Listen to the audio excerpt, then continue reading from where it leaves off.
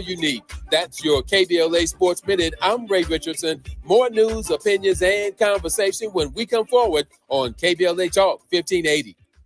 Yeah, y'all, come on. Pick up the drums. At KBLA Talk 1580, we fight the power every day. Yeah, gotta give us what we want. Gotta give us what we need. Hey. I listen to KBLA and I love the commercials. I know what the commercials mean. I also, if I'm looking and trying to figure something out, I need something to talk to me that might hit me. And it happens on TV because, every time they show a sporting event, they got the pharmaceutical companies back to back telling people how to fix the sickness on the same stuff that they sell them. So we get it. Yep, we get it too, Chucky. And that's why at KBLA Talk 1580, we don't black down. Drop it! Our freedom of speech is freedom of death. We got to fight the powers that be. Fight the power. Fight the power. The blackness. Keep on. Never say die. Keep on. Blackness. Keep on. Never say die. Keep on.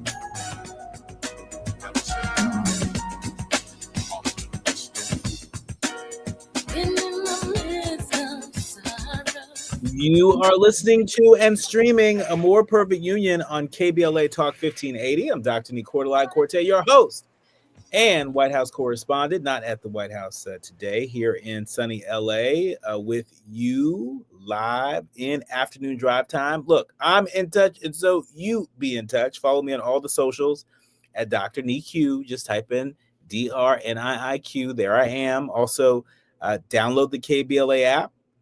That way you can listen to us live or on demand. You can even tell Alexa to play KBLA Talk 1580 if you're feeling froggy.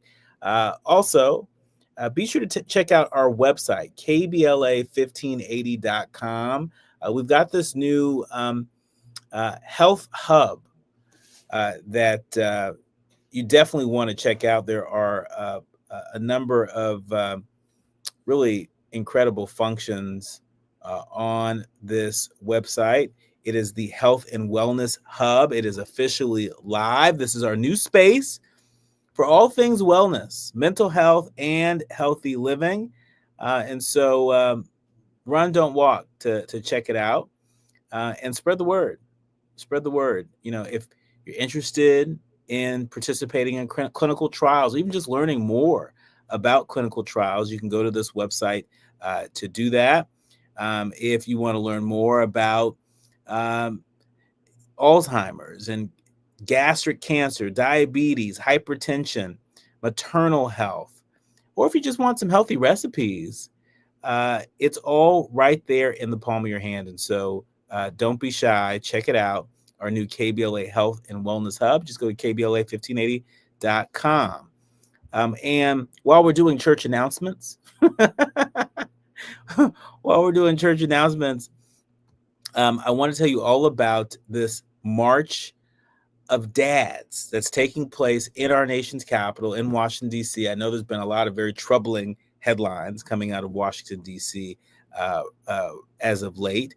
But this is a headline that I think you all can look forward to. Dads. Look, if you're a dad, about to become a dad, right? And I want to extend this to the uncles, right? I'm representing the unks up in here today.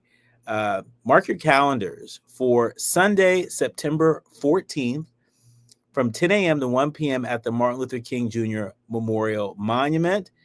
You can check in at 10 a.m. at the base of the MLK Memorial Monument. Parking is limited, so come early. Strollers are not required. Dads and kids of all ages are welcome, and even moms can come too. This is family love all the way around. And it is an opportunity for us to come together in community. You've heard of No Child Left Behind. Well, guess what? No dads left behind. This march is in celebration of all who answered in the name of dad. All the folks who show the world that Black fathers are present and active in the lives of their children. That's what this is about. Black Dads, it's the 6th annual March of Dads. The Dad Gang brings fathers together to build community and to change the narrative around Black fatherhood. We are about that life, and so be sure to check that out. All right. Now it's time for your national news roundup. It's time for you to decide the good, bad, and ugly headlines of the day. And we've been talking a lot about Charlie Kirk. And for folks who are not up on the latest, what we know now is that the subject is said to be connected. The subject said to be connected to the killing is released. That's what the head of the FBI has said around 90 minutes after he announced that the subject for this historic shooting today that took the life of Charlie Kirk is now in custody. FBI Director Kash Patel said just moments ago, while we've been on air, that that person has been released. The subject in custody has been released after an interrogation by law enforcement. Kash Patel went on to say that our investigation continues and will continue to release information in the interest of transparency. And so this, I believe, was the second person that was taken into custody. But this person has been released. And so this means that the shooter is still at large. We're also hearing reports that shooting witnesses describe lax security measures at the event. Justin Hickens says that he was standing about 20 yards from Kirk as the influential conservative activist addressed the crowd at Utah Valley University today. Then in the middle of Kirk's remarks, Hickens heard a big, loud shot, a quote, big, loud shot. When people realized that Kirk had been shot, they started running from the outdoor pavilion area, some knocking over barricades as they fled. Hickens is one of scores of people who had gathered to see Kirk. And also, while we've been on air, the Utah governor asked the nation to think about where we are. Governor Spencer Cox invoked the founding of the United States of America in condemning what he called the politically motivated killing of Kirk. He said that the leaders of the country and every American need to, quote, think about where we are and where we want to be. To ask ourselves, is this it? Is this what 250 years has wrought on us? I pray that that's not the case. He said that if anyone celebrated the news of Kirk's shooting, I would beg you to look in the mirror and see if you can find a better angel in there somewhere. Cox called for prayers for Kirk's wife and 2 children. I think when we hear this, it's important that as we all absorb the shock of this, whether you are a liberal activist, a conservative activist, a progressive activist, no matter who you are, I'm sure we can all agree that being gunned down on a college campus, sharing your point of view and your ideas, is not a good thing. That's not going to help us build a more perfect union. That actually makes us a more fractured union. At the same time, there's got to be accountability as a part of this conversation. And we can't allow folks to simply offer their thoughts and prayers when they have the power of their office to change the laws, to change the standards and practices that allow for people to get guns that are made for war. I mean, real talk, earlier today, there were reports that Charlie Kirk was shot by a 200-yard range, out of a 200-yard range. Then, the bottom of the last hour, there are reports from NBC News that it was more likely about 520 yards. Think about what kind of weapon one has to be using in order to fatally shoot someone from 520 yards away. So, yes, we can and we should offer some compassion to the family of Charlie Kirk, but we also should not allow our leaders to skirt from accountability, especially when they have the power to do more.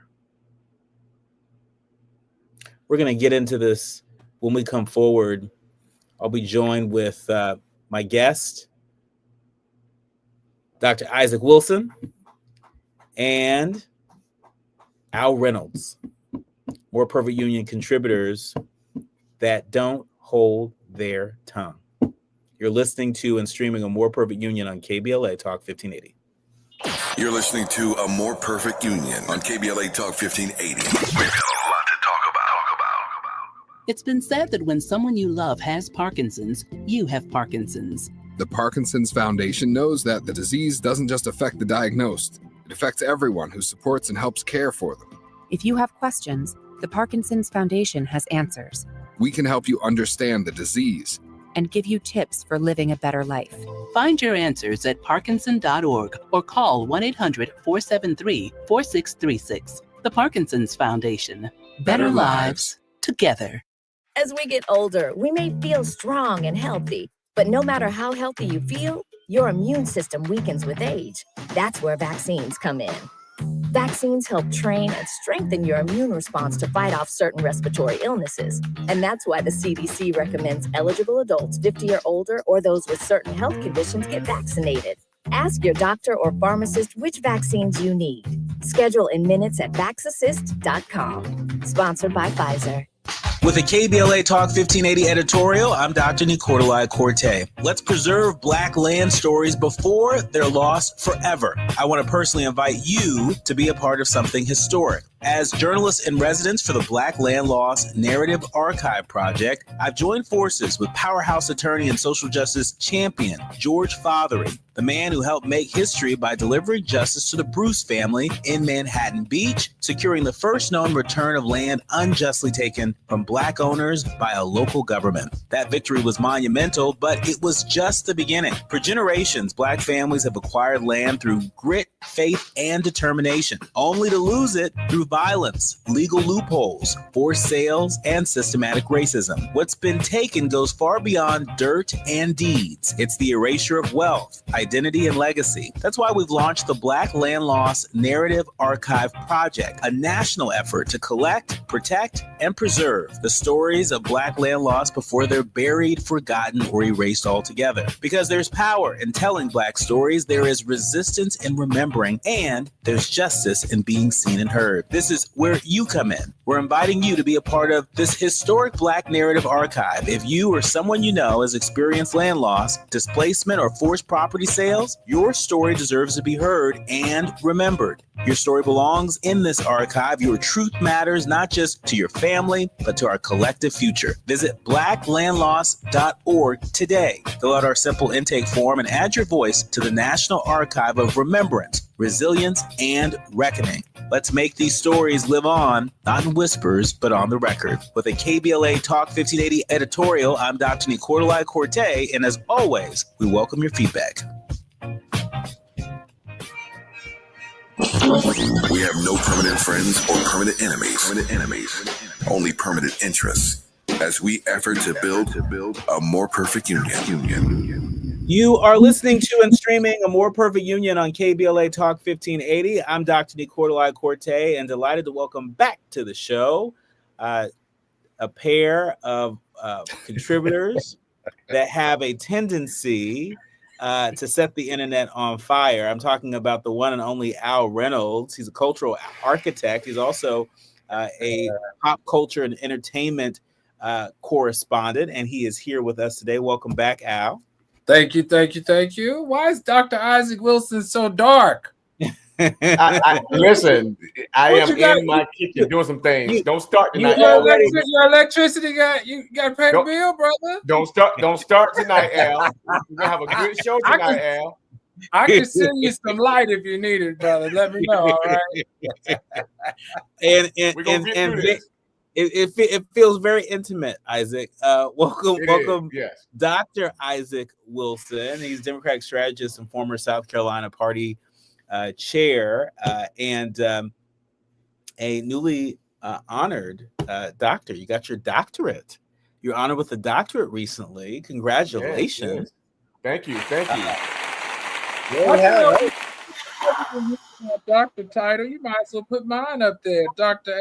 Reynolds. All right, gentlemen, this is just going to be a meeting among the doctors. I appreciate it.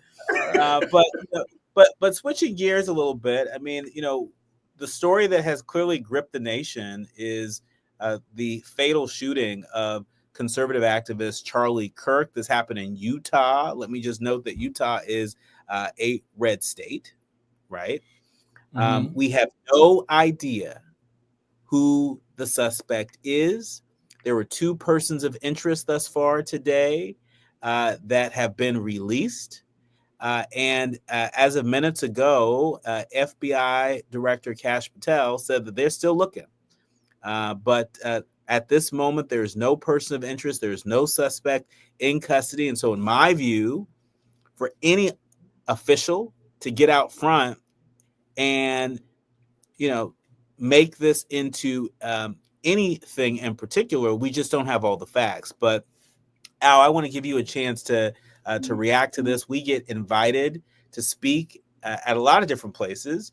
We work on college campuses. We speak on college campuses. Has this tragedy hit close to home for you? It's interesting. This is a very, very interesting situation. Let me tell you why. Whatever your politics, the data backdrop is bleak. We know that over 46,000 U.S. gun deaths occurred in 2023. Now, if we put that in perspective, that's 123 deaths a day. To me, that is mind-blowing, all right? So in this particular case, for me, even though they say 58% is suicide and 38% is homicide, it's still gun laws, right? It's still dealing with guns, right? So we don't just debate these tragedies, in my opinion. We sometimes normalize it. Now, remember, and I don't know if we're going to talk about this or not, but remember, Kurt had a comment in 2023 where he said some gun deaths were worth it to preserve the Second Amendment rights. Now, listen, he made that comment days after the Nashville school shooting, only for 2 years later for him to be at an event and get shot. So what's going on here? Yeah. And for folks who are less familiar with that, Newsweek reported that Charlie Kirk says that gun deaths, unfortunately, are worth it to keep the Second Amendment. That's right. Kirk's comments come up 1 week after 3 children and 3 adults were killed in the Christian Covenant School in Nashville, Tennessee. This was back in 2023. Mm-hmm. Look, I understand that those comments were unfortunate then, and they are unfortunate now. At the same time, I think we also agree that political violence ain't the solution. It ain't the solution. And so, Dr. Wilson, all too well in South Carolina. I mean, you were there when the Mother Emanuel mass shooting happened. What are you hearing on the ground from folks in South Carolina? How are they reacting to this. How are you reacting to this? Again, as somebody who works on college campuses and is oftentimes invited to speak and share your point of view on politics, among other things. So first and foremost, as a Democrat, I want to be clear in principle. So political violence is wrong. Full stop. There's no cutting no corners. It's just wrong. If Charlie Kirk being shot, I condemn it completely. No one, no matter how inflammatory their rhetoric is, deserves to be met with violence.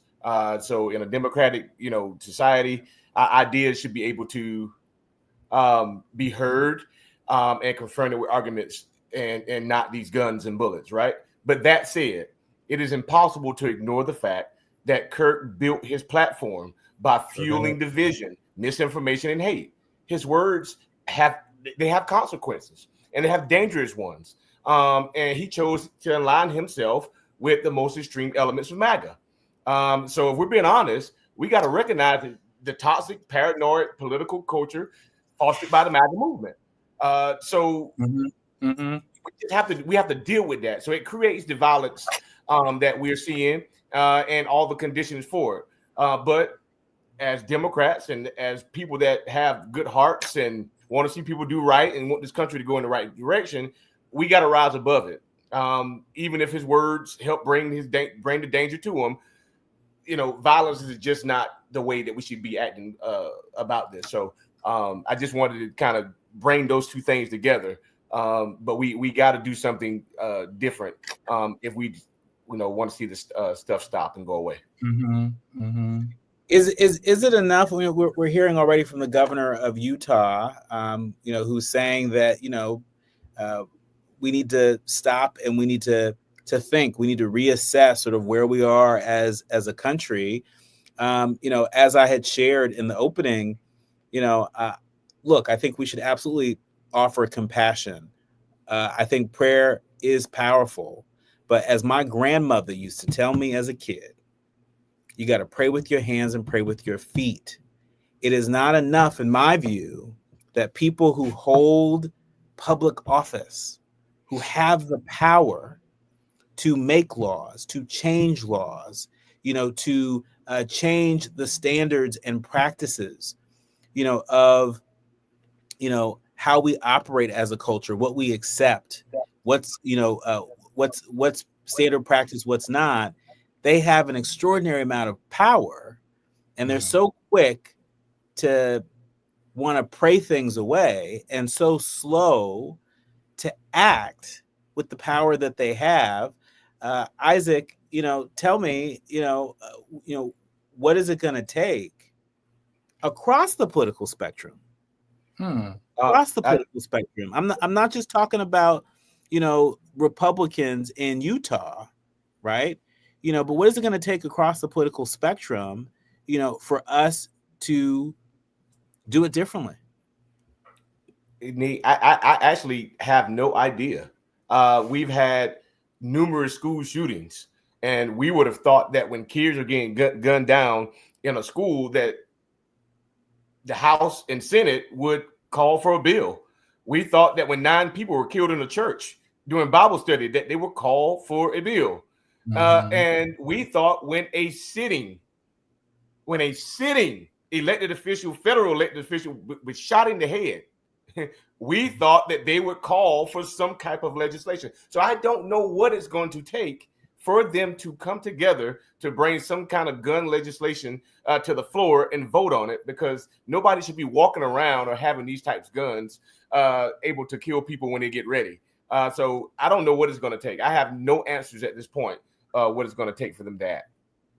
Al, if they don't act in the name of Charlie Kirk, if they didn't act, quite frankly, in the name of all the kids who died in Sandy Hook, right? Right. Oh, gosh. Are they just resigned to, okay, this will last for, the news cycle for X number of days, and then we'll just sort of move on? I mean, obviously, it's sad. It seems to me that something will eventually happen. If you kill kids, you kill political people. If you even kill people like him, who was the voice and you still aren't getting any legislation, then what is it going to take? What is it going to take? What is it going to take that we start to take as Americans, and especially those in the red states, to have more accountability of the deaths that these guns are causing? I'm like Dr. Wilson. Is it Dr. Wilson? I got to get that right. Yeah, I'm like Dr. Wilson. I really don't know. And it saddens me, though. It really does sadden me, because how does a state, or how does a political party say that deaths by gun is the price of liberty on one hand, and then when you see kids dying, can't step up and say, okay, something's got to change? I thought at least when you start seeing the death in the mass shootings, what was it, like almost 700 mass shootings a year ago? What in the world? What is it going to take? Who do we have to get? Who has to be in harm's way for somebody to finally create some type of legislation to change this? And why are we so hell-bent on not changing or addressing it? That's where the conversation should really start. What is it about this that's forcing us to not want to protect the citizens, especially the kids of this country, before we will create a bill? It is perverse in my view. Look, we have a sitting president who less than a year ago was the subject of an assassination attempt, not one, but two. And so if anyone holding the highest office of the land understands the clear and present danger that public officials are faced with, that now even activists and commentators are faced with, it should be this president. But sadly, I suspect that just having flags at half staff and thoughts and prayers, I fear that that's going to be it, and folks will move on to the next story. When we come forward, we're switching gears. The National Guard documents, they show public fear, veterans' shame over the DC presence. Our veterans are feeling a sense of shame for what they're being asked to do in our nation's capital. We're going to unpack this and more when we come forward. You're listening to and streaming A More Perfect Union on KBLA Talk 1580. We're live in afternoon drive time with the Al Reynolds and Dr. Isaac Wilson. You're listening to KBLA Talk 1580. The audience is listening, thought-provoking, eye-opening, heart-rendering. This is where authentic voices meet powerful discussions on culture, community, and change. This is where Black voices matter. He's breaking boundaries, amplifying diverse perspectives, and tackling the issues that matter most to you. You're inside A More Perfect Union with Dr. Nii-Quartelai Quartey on KBLA Talk 1580. I'm Amber Payton with BIN News Now. President Trump now says he will not deploy the National Guard to Chicago despite recent threats. Illinois Governor J.B. Pritzker and Chicago's Black Mayor Brandon Johnson had pushed back, insisting the city is not in crisis. We take these threats seriously, and we find ourselves in a position where we must take immediate, drastic action to protect our people from federal overreach. Pritzker says such a move would be illegal. New Orleans Black Mayor LaToya Cantrell has pleaded not guilty to federal wire fraud and corruption charges tied to an alleged affair with her former security chief. A judge ordered her to surrender her passport while she maintains the relationship was professional. And Maryland Congressman Kwesi Mfume and Senator Angela Alsobrooks are pushing a bill to cut costs for asthma inhalers and lung therapies. Alsobrooks says no one should have to choose between rent, food, and breathing. Get BIN News Now on demand 24/7 on the iHeartRadio app. It's a slow drive as you make your way along the 110 freeway. This is northbound out of South LA, leaving the 105. Delays extend all the way to the 5 in Elysian Park. Southbound slowing, also backing up from the 5 freeway as you continue ahead towards Manchester Avenue. In West LA, South 405, we're seeing delays now that are filling in away from Sunset Boulevard and stretches all the way to Palo Verde and Long Beach. And then drive on the 91 eastbound, delays out of Carson from just about Avalon Boulevard. Long, slow stretches of slowing all the way to Green River in Corona. Joe Buck and John Smoltz welcoming you back to the City Center Convenience Mart. Uh-oh. She's looking at the cigarettes, but she just grabs the gum off the counter. Stand Up to Cancer and Rally want you to reduce your risk for cancer. Go to takeahealthystand.org. Is this the title? This is the KBLA Sports Minute with Ray Richardson. I'm a bad man. A slow start with first-year coach Lynn Roberts is one of the reasons the LA Sparks failed to make the WNBA playoffs. The Sparks were 5-13 after the first month and a half and never got over 500 after the third game of the season. They were eliminated from playoff contention Tuesday night when the Seattle Storm beat Golden State. The Sparks are 21-22. They can finish at 500 if they beat the Las Vegas Aces Thursday night at home in the final game of the season. The Aces have won 15 straight. For the first time in 5 years, Colorado football coach Deion Sanders has an issue at quarterback. Deion had nothing to worry about when his son Shedeur was his starter for 2 years at Jackson State and 2 at Colorado. Deion is leaning towards starting third-string quarterback Ryan Staub in Friday's game at Houston. Colorado was 1-1 and not ranked in the top 25. No debates, no speculation, just the info you need. That's your KBLA Sports Minute. I'm Ray Richardson. More news, opinions, and conversation when we come forward on KBLA Talk 1580. Hey, KBLA 1580 delegation, your health matters to us. We know that information is power, especially when it comes to prevention and treatment. That's why we're proud to introduce the brand new KBLA Health and Wellness Hub. This online space is built just for you, connecting our community to trusted health resources, culturally relevant care, and even access to diverse clinical trials and emerging therapies. Whether you're looking for information on common conditions, mental health support, or just want to stay on top of your wellness journey, we got you. And the best part, it's all on our website at KBLA1580.com. Accessible, empowering, community-focused. So just go to KBLA1580.com and click on the Health and Wellness Hub icon, because knowledge is power and your health is everything. At KBLA Talk 1580, we've got your black. You hear that? That's Mike sleeping soundly on a Sunday night. That's because Mike was smart this time. He took ZQL Ultra to fall asleep fast, stay asleep longer, and get the deeply restorative sleep he needs. So now he wakes up refreshed and ready to conquer Mondays. Let's do this Monday. ZQL Ultra. Not for colds, just for sleep. Really great sleep. Use as directed. Keep out of reach of children. This is Joe Cordell of Cordell & Cordell. Serving in the military requires great sacrifices, not just for one's country, but also for one's family. Not surprisingly, divorce for soldiers is especially difficult, and it raises a number of challenges that are peculiar to military divorce, things such as deployments, relocation, retirement benefits. These issues can be complicated. So if you're a soldier facing such challenges, go to CordellCordell.com. 1455 Frazee, San Diego. CordellCordell.com. KBLA Talk 1580. We've got a lot to talk about.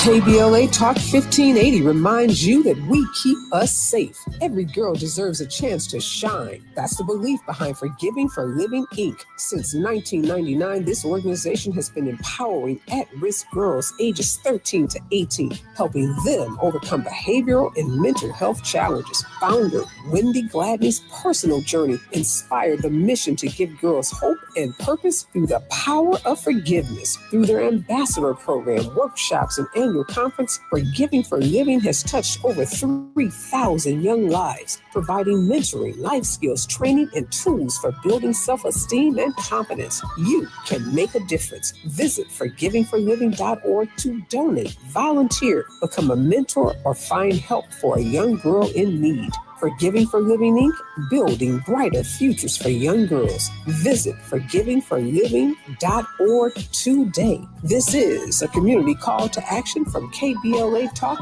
1580.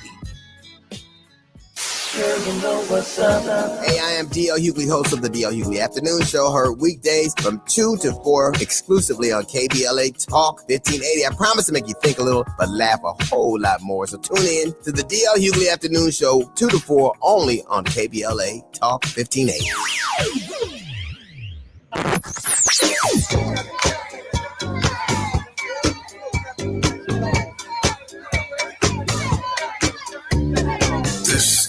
KBLA Talk 1580. Talk radio. That's music to your ears. We're unapologetically progressive. KBLA Talk 1580. Hit me! National news of consequence, informed opinion, and analysis beyond the headlines. You're listening to A More Perfect Union on KBLA Talk 1580.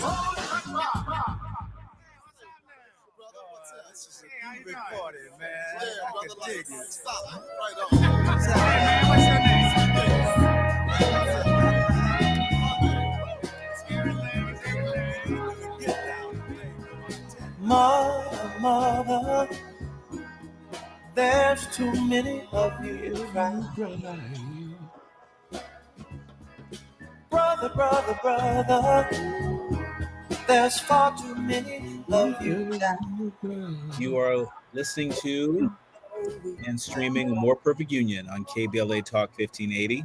To bring some loving here I'm today. Dr. Nii-Quartelai Quartey, and I'm joined with my brothers, Al Reynolds, pop culture and entertainment contributor, also a cultural architect, cultural mainstay. Phenomenon. Cultural phenomenon. Yeah. There we go. And speaking of phenomenons, Dr. Isaac Wilson, he is a Democratic strategist and former South Carolina party chair. And I know that, this has been a heavy day. It's been a lot of heavy news, but we want to keep it real here. We want to keep it real.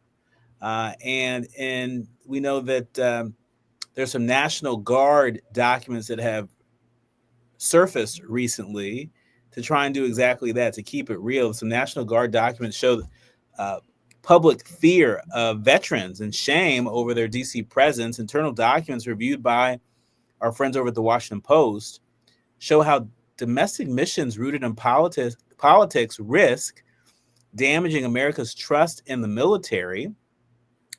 Al, I want to ask you, as somebody who shuttles back and forth between the DMV and other parts of the country, what are you seeing and experiencing on the ground that suggests that the National Guard presence may be eroding trust in our military?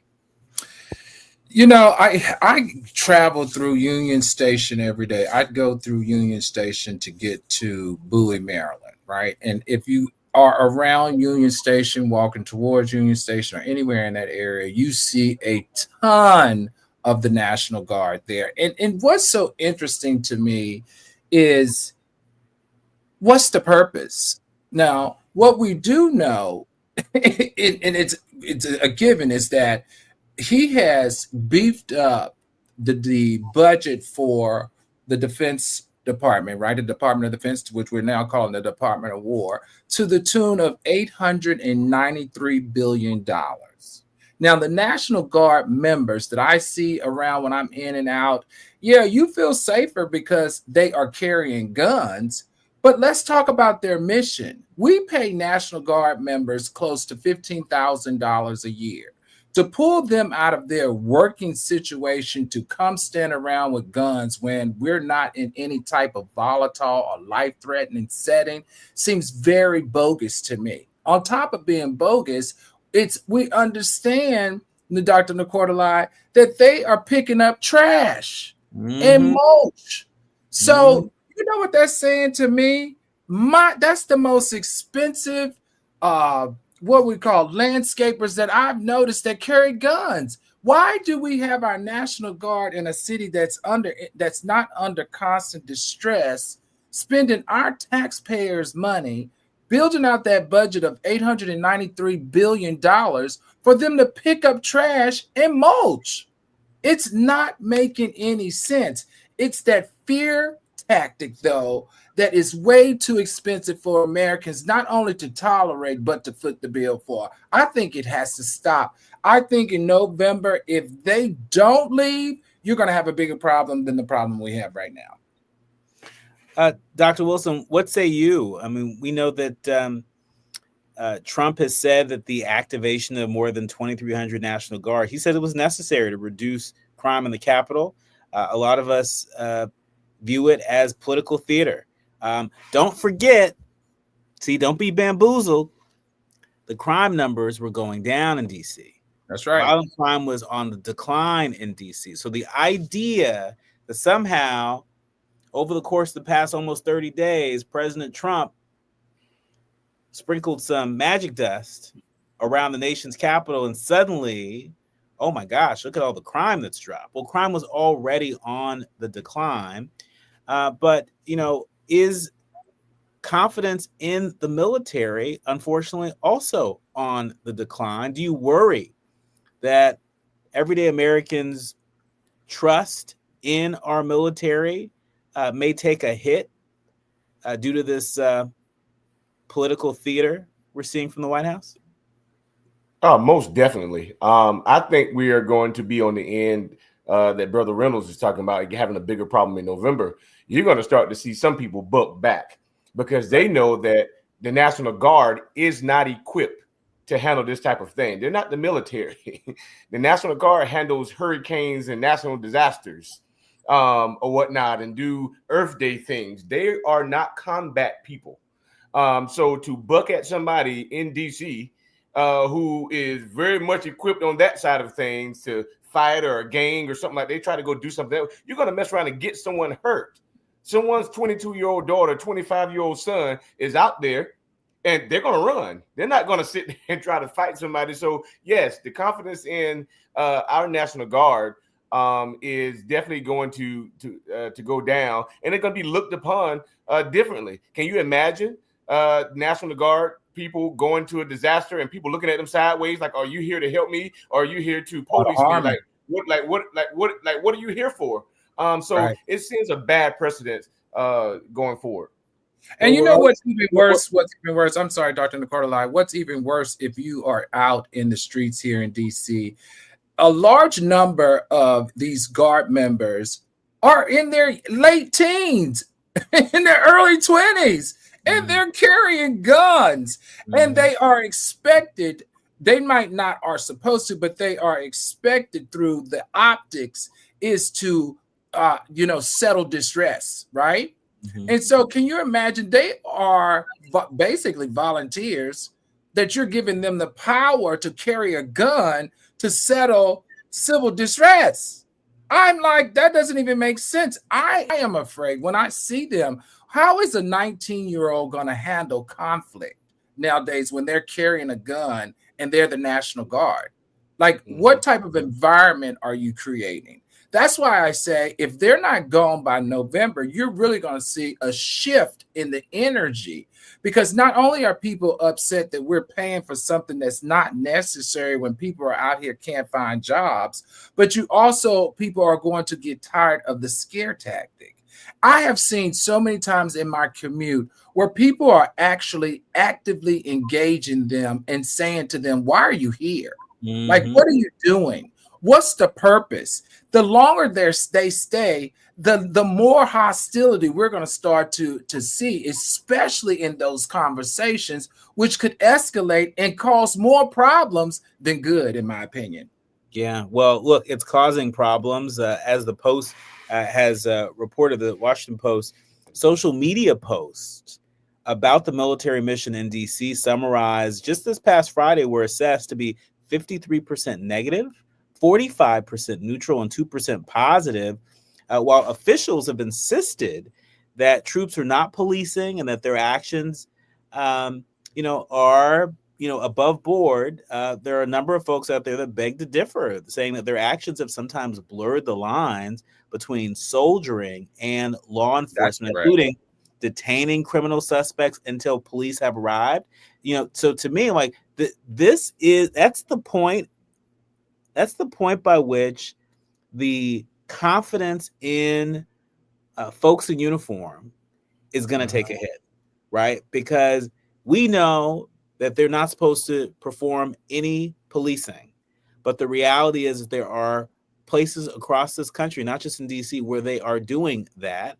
And if they don't fix that quickly, I think we're going to have a bigger problem on our hands. When we come forward, one of the other biggest stories today, Kamala Harris is speaking up and speaking out. 107 days couldn't come sooner. They released some excerpts from the book that has turned some heads. It's had some group chats going off. I would imagine the Democratic Party war room might have activated today. When we come forward, we're going to get Isaac and Al's reaction to the former vice president's comments about the 2025 election and former President Biden's decision to run before he made the decision to not run. You're listening to and streaming A More Perfect Union on KBLA Talk 1580. More with Isaac and Al when we come forward. Striving to make America a nation as good as its promise. This is A More Perfect Union on KBLA Talk 1580. We've got a lot to talk about. So many things, big and little, make you uniquely you. Your hobbies, dreams, career, family, and more. Addiction to drugs, including opioids and stimulants, can strip these away from you. Recover your life. Choose treatment for drug addiction and get back to what matters most. Find a provider and proven treatment option that's right for you at choosechangeca.org. Recover you. Thinking about going electric? Now is the perfect time. Electric vehicles cost less to run, don't need gas, and need fewer repairs than gas-powered cars. You can also save with federal and state tax credits, and in some areas, qualify for rebates on home charging stations. To learn more, visit www.breathesocal.org. That's www.breathesocal.org.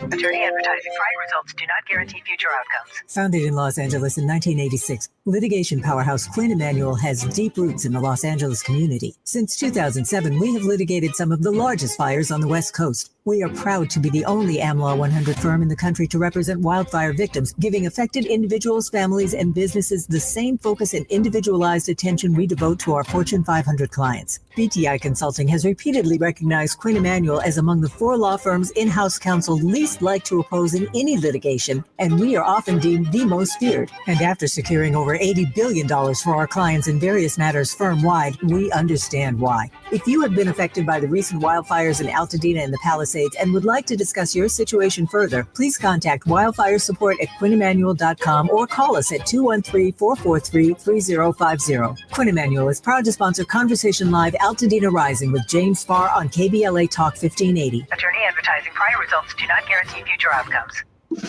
Are you ready to be a part of the conversation that will help shape our nation's future? Get ready to join us for the Left Coast Forum, Saturday, October 25th at LA Trade Tech, where progressive voices will come together to tackle the issues that matter most to working families across Los Angeles and beyond. From economic justice to climate action, from healthcare to housing, we're bringing together the brightest minds and most passionate advocates for real solutions and real change. With workshops, 2 major keynote addresses, and a closing reception with great music and good food. It's the Left Coast Forum, where your voice matters and your ideas take action. Saturday, October 25th at LA Trade Tech. Brought to you by KBLA Talk 1580 and the LA Progressive. The future won't wait, and neither should you. Mark your calendar now to be there and be heard. Stay tuned to KBLA Talk 1580 for more details.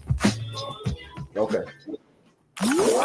Notable journalists, industry leaders, lawmakers, change makers, tastemakers, and you working to build a more perfect union on KBLA Talk 1580.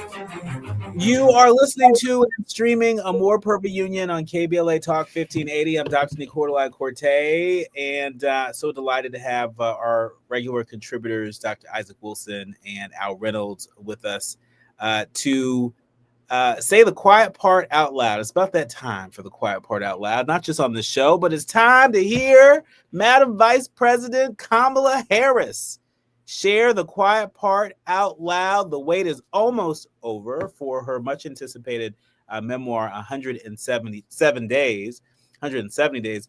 I think they could have done with 170 days, but they didn't get that. They got 107 days.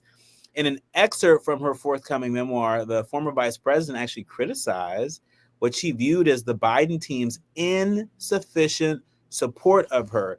Let me just share this excerpt. And I shared this with Wakinya Clanton, who I spoke to earlier in the show.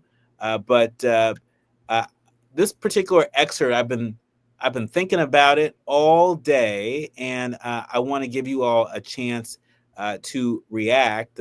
The former vice president said, quotes, "And of all the people in the White House, I was in the worst position to make the case that he should drop out. I knew it would come off to him as incredibly self-serving if I advised him not to run. He would see it as naked ambition, perhaps as poisonous disloyalty, even if my only message was, don't let the other guy win. It's Joe and Jill's decision. We all said that like a mantra, as if we'd all been hypnotized. Was it grace or was it recklessness? In retrospect, I think it was recklessness. The stakes were simply too high. This wasn't a choice that should have been left to an individual's ego, an individual's ambition. It should have been more than a personal decision." Al, what's your reaction? You don't want my real reaction here. Yes, I do. Well, I'm waiting. I'm waiting.